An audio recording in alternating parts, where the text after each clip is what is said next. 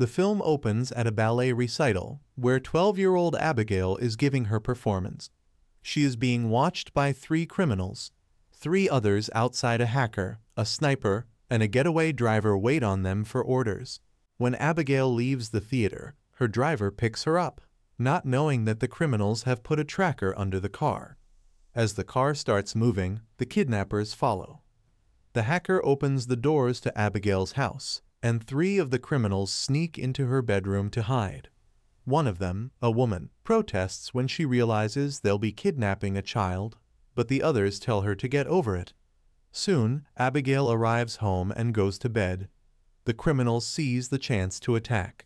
One tries to hold her down, but Abigail stabs his hand with a pencil. Another man takes over, covering her mouth. The woman stops him from hitting Abigail and injects her with a sedative to knock her out. Outside, the rest of the team warns those inside the house that a car is approaching. The sniper keeps watch as the trio hurries to put Abigail in a bag and sneak out through a window.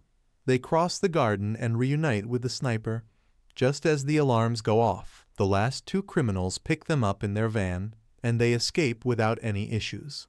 During the ride, they check Abigail's pulse to ensure she's fine and blindfold her. Approaching a traffic stop, the hacker directs the driver to take a different route, but the driver suddenly turns and hides the van behind a big truck. Eventually, they reach their destination, an old abandoned mansion outside the city, where they meet Lambert, the guy who hired them.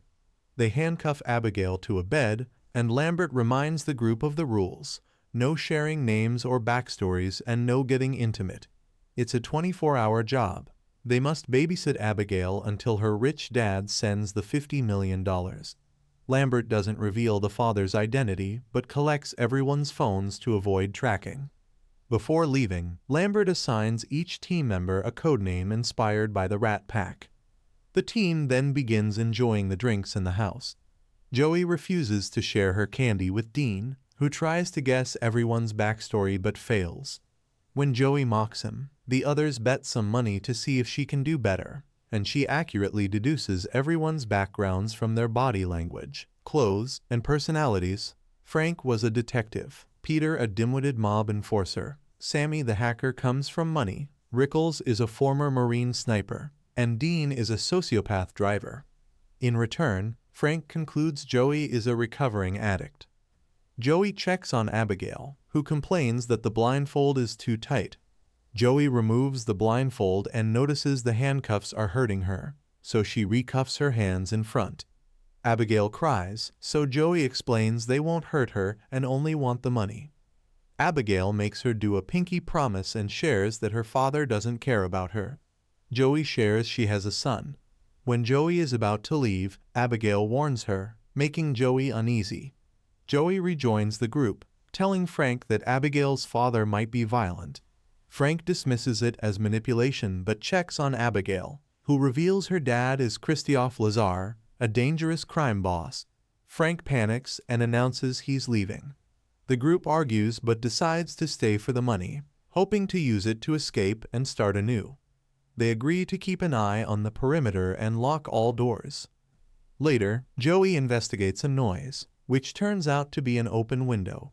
She sees an old statue of a father and his child and bumps into Rickles, who fails at flirting and expresses distrust towards the others, agreeing to watch each other's backs. Meanwhile, Sammy finds a room with a TV and gets startled by Dean playing a prank. He tries flirting with Sammy, who angrily kicks him out. Dean draws on a sleeping Peter's face and wanders the house, entering a dark corridor with old pictures, including one of a girl resembling Abigail. He heads to the basement kitchen, where a door opens by itself. Confused, he enters and gets startled by a rat. As he tries to leave, an unseen presence grabs him and pulls him back. Sammy hears his scream and finds Dean sitting at a table. When she approaches, his head falls off, making Sammy scream and vomit. The others rush to the basement, agreeing that Sammy couldn't have done it. They recall stories about Lazar's hitman, Valdez, who mysteriously killed 3 top members of Lazar's gang under heavy FBI guard. They check on Abigail, finding her safe. Rickles, still scared of Valdez, tries to leave but discovers a barred gate at the front door. Peter triggers a security system that seals all windows, trapping them inside. Joey concludes it's a trap. Rickles finds his weapon missing and Joey rushes to Abigail, who swears she hasn't seen anyone else besides her and Frank. She also shares that Frank threatened her, revealing he worked for her dad and his real name was Valdez. Joey and Rickles discuss this information, finding it nonsensical. As Joey leaves the room, she hears a noise and discovers Rickles severely injured. His body falls, and Joey rushes downstairs, accusing Frank of being Valdez and killing Rickles. Frank denies it, saying Abigail is manipulating her. He instructs Peter to kill Abigail, but Joey disarms him. Sammy and Frank arrive, and an argument ensues. Abigail, now revealing herself as a vampire, removes her handcuffs and uses a ballet move to show her true nature. She attacks Peter, but Frank shoots her. Abigail quickly heals, and bullets prove ineffective, so they lock her in the room. The group realizes Abigail was Valdez all along and discuss their next move. They find the doors sealed with magnetic locks and shutters, and Sammy lacks the equipment to hack them. Tension rises, and Frank threatens Peter into silence. Joey suggests they use the spare sedative syringe from the kidnapping. They agree to split up and search the house, informing each other through earpieces if they find Abigail. Sammy explores a dirty corridor, encountering bats and falling into a pool filled with rotting bodies. Abigail surprises Peter, who locks himself in a room, but she breaks through and chases him with ballet moves.